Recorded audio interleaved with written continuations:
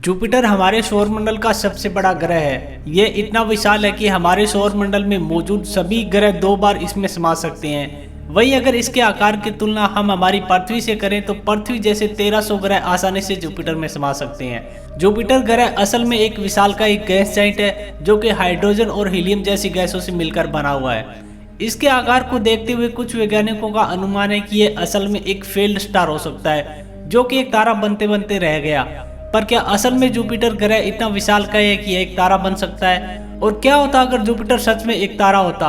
क्या तब भी हमारी धरती पर जीवन पनप पाता या हमारी धरती पर जीवन का अंत हो जाता?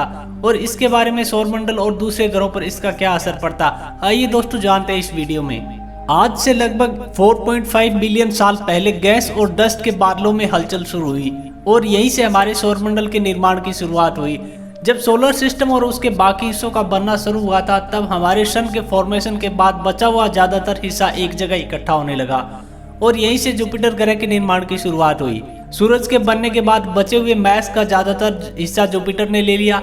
यह मैस बाकी सोलर बॉडीज की तुलना में 2 गुना से भी ज्यादा था, जिसकी वजह से जुपिटर हमारे सौरमंडल का सबसे बड़ा ग्रह बन गया। माना जाता है कि जुपिटर ग्रह के निर्माण की शुरुआत किसी तारे की तरह हुई थी क्योंकि यह उन्हीं एलिमेंट से मिलकर बना हुआ है जिससे किसी तारे का निर्माण होता है। जुपिटर ग्रह पूरी तरह हाइड्रोजन और हीलियम जैसी गैसों से मिलकर बना हुआ है और इसी वजह से इसे गैस जाइंट भी कहा जाता है। सूरज के निर्माण के बाद हमारे सोलर सिस्टम में इतना मैस नहीं बचा कि जिससे जुपिटर ग्रह इतना विशाल और डेंस हो सके। यह किसी तारे के जैसे जाइंट हो सके, यानी कि इसके अंदर एक तरह का फ्यूजन शुरू हो सके। 4 बड़े चंद्रमाओं और इसके कई सारे छोटे चंद्रमाओं के साथ ऐसा लगता है कि मानो जुपिटर एक प्रकार का मिनी सोलर सिस्टम है।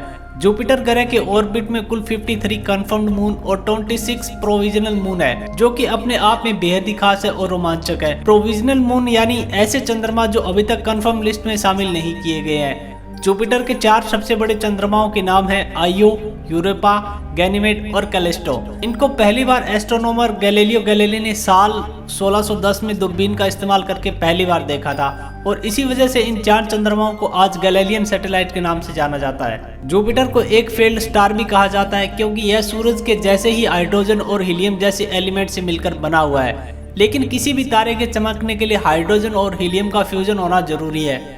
जुपिटर एक ग्रह के रूप में सबसे बड़ा है लेकिन वह एक तारे की तुलना में बहुत छोटा है और इतने कम सरफेस और मैस के कारण इतना प्रेशर उत्पन्न नहीं हो पाता कि हाइड्रोजन का हीलियम में फ्यूजन शुरू हो जाए। इस वजह से जुपिटर को फेल्ड स्टार भी कहा जाता है क्योंकि स्टार के समान एलिमेंट होने के बावजूद यह फ्यूजन करने में समर्थ नहीं हो सका। वैज्ञानिक जुपिटर ग्रह की तुलना ब्राउन ड्वार्फ से करते हैं। ब्राउन ड्वार्फ जिन्हें फेल्ड स्टार भी कहा जाता है, ये ऐसे विशाल सोलर बॉडीज होते हैं जो कि इतने विशाल होते हैं कि इन्हें ग्रहों की श्रेणी में नहीं रखा जाता और ये इतने विशाल भी नहीं होते कि इनमें मौजूद एलिमेंट में किसी भी तारे की तरह फ्यूजन शुरू हो पाए।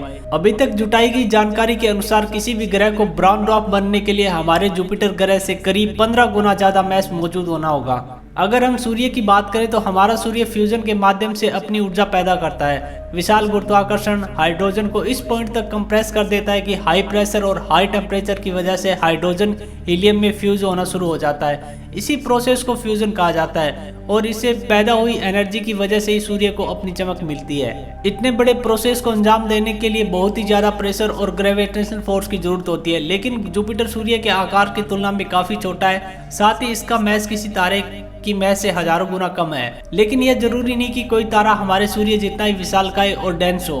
हमारे ब्रह्मांड में और भी ऐसे तारे मौजूद हैं जो कि हमारे सूर्य की तुलना में काफी ज्यादा छोटे हैं और कम चमकीले होते हैं, जिन्हें रेड ड्वार्फ स्टार भी कहा जाता है। तो दोस्तों उम्मीद करता हूँ वीडियो में दी गई जानकारी आपको अच्छी लगी होगी। वीडियो पसंद आए तो चैनल को सब्सक्राइब जरूर करिए। वीडियो देखने के लिए आपका बहुत बहुत धन्यवाद।